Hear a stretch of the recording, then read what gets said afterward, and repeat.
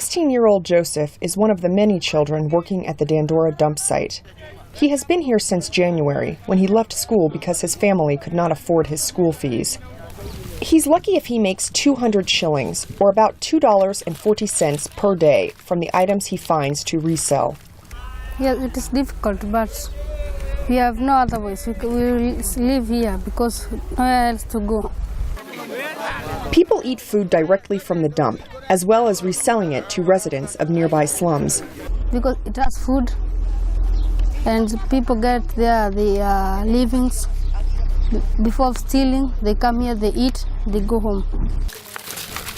Although it provides short-term satiation, this food poses many health risks, in part because of the hazardous materials with which it comes into contact. James Bwap operates a rehabilitation center near Dandora to encourage children to stay in school instead of scavenging and doing drugs. The dump sites, even there are some pigs which are walking around there. Dogs are being thrown there, even things coming from hospitals, because that is the area where everything inside the Nairobi is being thrown there. So it is a very dangerous place. The UN Environment Program conducted a study of the dump site in 2007. It found that workers are exposed to a toxic mix of plastic, rubber, lead paint-treated wood, and even some chemical and hospital waste. Dr. Njoroge Kimani was the principal investigator for the study. So it generally affects them, whether from bacterial infections, whether from parasitic infections, whether from environmental toxicants.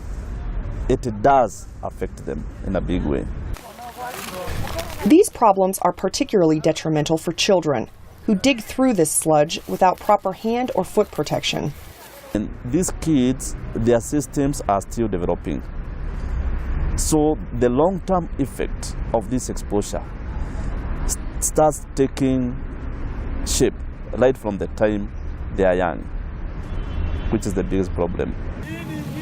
Because the Nairobi River flows by the dump site and is used to irrigate crops, it's not just the scavengers who are harmed.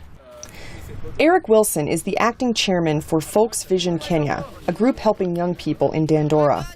There's a lot of vegetables being grown there, and these vegetables ends up in markets, various markets, sensitive spots around Nairobi, which people buy without knowing where it has come from. If the city council goes through with plans to move the dump, Nairobians hope that better regulations and procedures are put into place this time. But for Joseph and so many others who depend on the dump for their livelihoods, they'd rather it stay here. Jill Craig for VOA News, Nairobi.